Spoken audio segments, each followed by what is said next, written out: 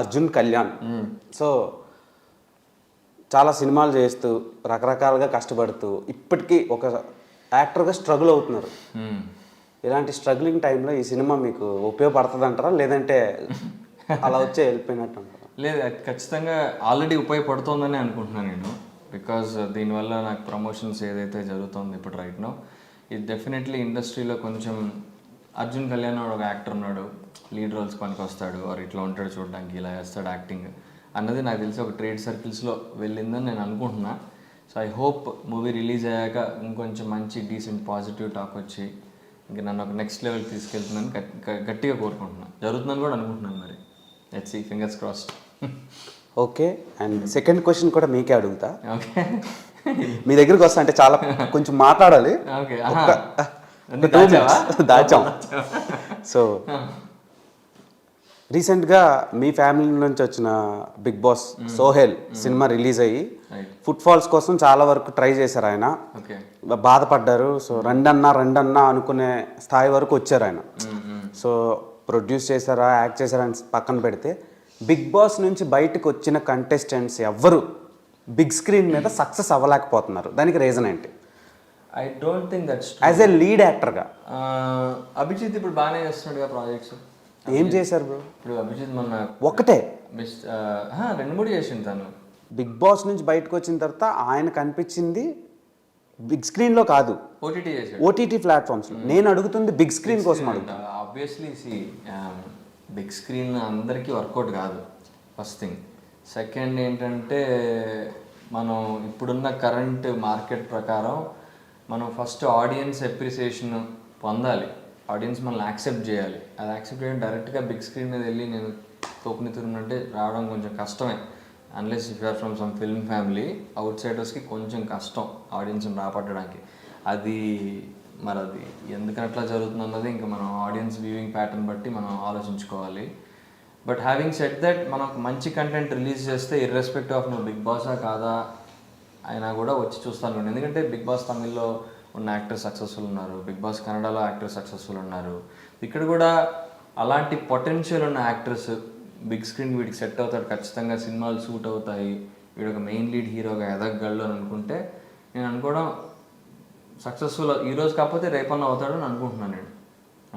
And ఇప్పుడు సోహైల్ కానీ నేను కానీ మేమందరం బిగ్ బాస్ని ఒక ప్లాట్ఫామ్లోనే యూజ్ చేసుకోవడం జరిగింది, మాకు మా రీచ్ పెంచుకోవడానికి. బిగ్ బాస్ ఇప్పుడు సోహైల్ కానీ నేను కానీ షార్ట్ ఫిల్మ్స్ నుంచి, తను టీవీ నుంచి వచ్చాడు, నేను షార్ట్ ఫిల్మ్స్ యూట్యూబ్లో వెబ్ సిరీస్లు అనుకుంటూ, తర్వాత కొన్ని సినిమాల్లో చిన్న రోల్స్ చేసుకుంటూ.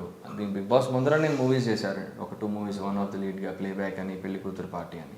బిగ్ బాస్ తర్వాత నాది యాజ్ ఎ లీడ్ రిలీజ్ అవుతుంది సినిమా. అంతకుముందు ఇంకో సినిమా రిలీజ్ అయింది, దాని గురించి నేను పెద్దగా ప్రమోట్ చేయలే, నేను వసంత సినిమా చేసాం. బట్ ఇది నేను ఖచ్చితంగా నెక్స్ట్ లెవెల్ తీసుకుంటుంది అనుకుంటున్నా. And at the same time bigg బాస్లో చేసే వాళ్ళు కూడా ఇప్పుడు అమర్దీప్ మూవీస్ చేస్తున్నాడు, తను సైన్ చేశాడు. And there are other actors also, Gautam కూడా ట్రై చేస్తున్నాడు. It all depends on what content they are offering. At the same time వాళ్ళు ఆ పొటెన్షియల్ ఉండాలి. ఓకే, వీడు లీడ్ మెటీరియల్ అన్న ఒక పొటెన్షియల్ ఉంటే ఖచ్చితంగా సక్సెస్ అవుతారు అనుకుంటున్నా. ఆడియన్స్ యాక్సెప్టెన్స్ ఇంపార్టెంట్, కొంచెం లక్ ఫ్యాక్టర్, ఇండస్ట్రీ కూడా హెల్ప్ చేయాలి. 360 డైమెన్షన్స్ అన్ని కలిసి రావాలి. ఇంకా చెప్పలేము అన్ని. ఇప్పుడు ఆడియన్స్ యాక్సెప్టెన్స్ ఉన్నా ఇండస్ట్రీ యాక్సెప్టెన్స్ ఉండాలి మాకు. మళ్ళీ ఇండస్ట్రీ నుంచి మాకు ఆఫర్స్ రావాలి. అవుట్ సైడర్స్కి ఎంత కష్టం మీకు తెలుసు, సినిమా ఆఫర్లు పట్టుకోవడం ఎంత కష్టం. మాకు ఒక డీసెంట్ మార్కెట్ ఎస్టాబ్లిష్ అయ్యేంత వరకు మమ్మల్ని ఎవరు పట్టించుకోరు. మా అందరం మేము కొట్టుకుంటూనే ఉండాలి, ట్రై చేస్తూ ఉండాలి. సో ఒక డీసెంట్ హిట్ పడితే, ఒక మార్కెట్ ఎస్టాబ్లిష్ అయితే అప్పుడు కానీ మా దగ్గరికి రాదు. Okay, so and coming to ఈరోజు బేసిక్గా బాబీ డాల్స్ని నేను ఎప్పుడు ఫోన్లలో తర్వాత టాయ్స్లో చూస్తూ ఉంటాను. ఫస్ట్ టైం నా ఎదురు కూర్చుంది. సో పింక్ కలర్ డ్రెస్ వేసుకుని వచ్చి, సో పాడతాండి బాబీ డాల్, నేను పాడితే మీరిద్దరు కళ్ళు తిరిగి పడిపోతారు bro. So Kushitha Kallapu, all the best for your debut project. So చాలా ట్రోల్స్ని, చాలా నెగిటివిటీని ఫేస్ చేసి ఎక్కడి వరకు వచ్చారు. సో ఇదంతా ఇన్సైడ్ తెలుస్తుంది, చూసేటోళ్ళకి మాత్రం ఓన్లీ ఒక బజ్జీ తప్ప ఇంకేమి కనిపించదు. సో అందుకనే చెప్తున్నా. సో ఆ పదం కూడా వాడకూడదు అనుకున్నాను కానీ, సో ఫస్ట్ ఆడియన్స్కి అలా స్టిక్ అయ్యారు. సో నాకు ఒక్కసారి అది రివైండ్ చేయాలని అనిపించింది.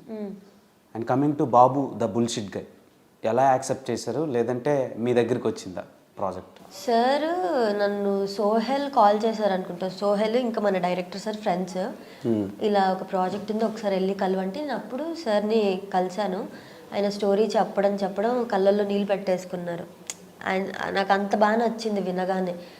నాకు కూడా ఎక్కడో ఒక చోట అరే నిజం కదా అంత బాగుంది. నేను ఇంకా సరే సార్ నేను చేస్తానని చెప్పి ఒప్పుకొని చేసేసాను. నరేషన్ బాగా చేస్తాడు. నరేషన్ అని కదా ఆయన అన్ని యాక్టింగ్ కానీ అదేలే నరేషన్ కూడా బాగా ఇస్తాను. ఓకే, సో అలా ఎంటర్ అయ్యారు ఈ ప్రాజెక్ట్లోకి. సో ఈ ప్రాజెక్ట్లోకి ఎంటర్ అవ్వకముందు మీరు ఒక ఇన్స్టాగ్రామ్ ఇన్ఫ్లుయెన్సర్. సో అక్కడ ఫ్లో ఎలా స్టార్ట్ అయింది అసలు? మీరు ఇన్ఫ్లుయెన్సర్గా మీ కెరీర్ని స్టార్ట్ చేసినప్పుడు ఫస్ట్ ఫ్లో ఎలా ఉండేది? ఇంత heavy 700K above, nearly 1 M వరకు ఫాలోవర్స్ ఎలా గెయిన్ చేసుకున్నారు? రీల్స్. ఎలాంటి reels? What kind of reels you did? నేను శారీ చీర కట్టుకుంటే ఎక్కువ వ్యూస్ వస్తాయి. శారీ నాకు కూడా ఎక్కువ శారీసే ఇష్టం. ఓకే, చీర కట్టి మా మనసుల్ని చిమ్మేస్తున్నారు.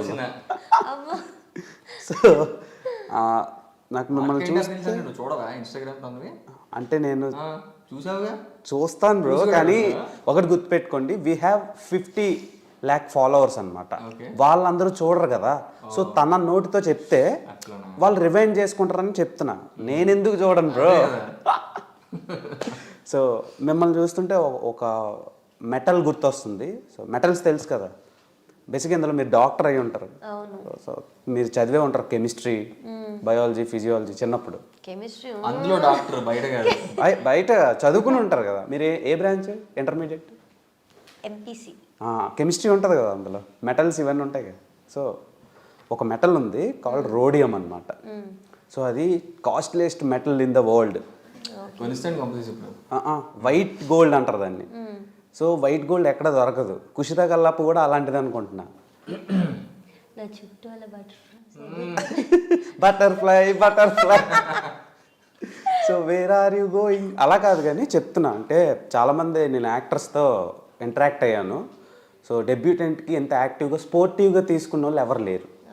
బేసిక్గా ట్రోల్స్ అండ్ ఇవన్నీ ఫేస్ చేసి మధ్యలోంచి లెగిసిపోతారు. అంటే ఇంటర్వ్యూ మధ్యలో లెఫ్ట్ అయిపోతారు. సో అది నేను మీకు చెప్పినా సరే స్ట్రైట్గా తీసుకున్నారు స్పాంటేనియస్గా. అది మీకు అది నాకు నచ్చింది, మంచిగా అనిపించింది. వాళ్ళకి వేరే మెటల్స్, వాళ్ళకి మెటల్స్ ఏమి ఇవ్వలేదు, జస్ట్ వాళ్ళ హిస్టరీని వాళ్ళకి చెప్తేనే లేచిపోతుంటారు. సో అక్కడ ప్రాబ్లం వచ్చింది.